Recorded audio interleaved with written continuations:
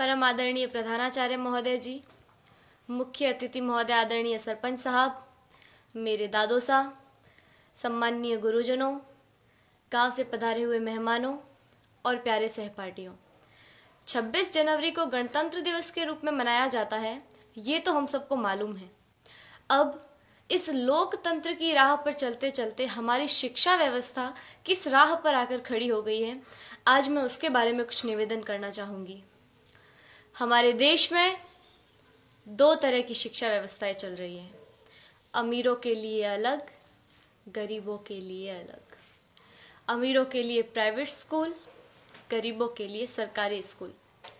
मैंने कई बार देखा है, घर पर जब मेहमान आते हैं और पूछने पर हम ये बताते हैं कि सरकारी विद्यालय में पढ़ रहे हैं, तो उनके चेहरे का रिएक्शन, भाव एक अलग तरीके का हो जाता है। तब मुझे बड़ा दुख होता है। उन सभी लोगों से मैं ये निवेदन करना चाहूँगी कि आप बहुत बड़ी गलतफहमी में हैं, क्योंकि शिक्षा का जो स्रोत है, शिक्षा जहाँ से आती है, वो आदरणीय शिक्षक है।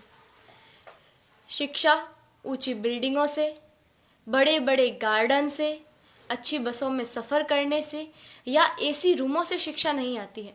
शिक्षा आती है शिक्षकों से, और वहाँ पढ़ा रहे सभी शिक्षक राजस्थान सरकार या किसी भी सरकार द्वारा आयोजित शिक्षकों को चयनित करने की परीक्षा में असफल रहे हुए लोग हैं, जिनको सरकार ने शिक्षक बनाने से इनकार कर दिया है। वो सभी लोग वहाँ पढ़ा रहे हैं।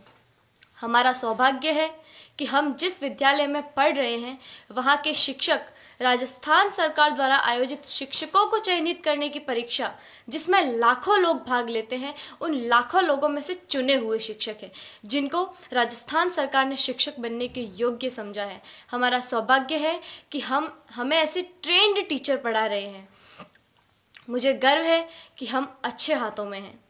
मेरे दादो सा आदरणीय जय सिंह जी देवल यहाँ विराजे हुए हैं, जो मुझे कभी कभी एक बात कहते हैं कि जितने भी IAS, RAS या सरकार के किसी भी उच्च पद पर लगे हुए ऑफिसरों में से ज़्यादातर ऑफिसर्स सरकारी विद्यालयों में पढ़े हुए हैं और सरकारी विद्यालयों से ही उत्तीर्ण हुए हैं। वर्तमान में एक डॉक्टर, एक इंजीनियर, एक वकील, एक बिजनेसमैन, यहाँ तक कि इन विद्यालयों में पढ़ा रहे शिक्षक भी अपने बच्चों को सरकारी विद्यालयों में पढ़ाना नहीं चाहते हैं। आखिर क्या कारण है? इसका कारण है संसाधनों का अभाव। मैं आप गांव वालों से भी एक निवेदन करना चाहूँगी कि कहीं कोई गरबा हो, गणेश चतुर्थी हो, कोई आयोजन हो, कोई ऑर्केस्ट्रा हो या कहीं धरना देना हो, तो आप लोग हजारों की संख्या में पहुंच जाते हैं और हजारों की तादाद में रुपया खर्च करते हैं, लेकिन इस विद्यालय की तरफ कभी किसी ने झांक कर नहीं देखा। इस विद्यालय की ओर देखने का किसी को भी समय नहीं है।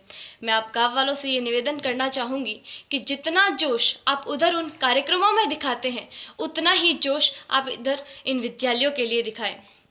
भविष्य में संजोगवश हम सरकारी विद्यालयों में पढ़ रहे छात्रों में से कोई प्रधानमंत्री या और कुछ बन गया, तो सबसे पहले तो हम ये कोशिश करेंगे कि भारत की तमाम सरकारी स्कूलों को एक उच्च स्तर पर ले आए, ताकि भविष्य में भारत में एक ऐसा समय आए कि सभी बच्चे सरकारी विद्यालय में पढ़ रहे होंगे। मुझे जो कहना था वो कह दिया।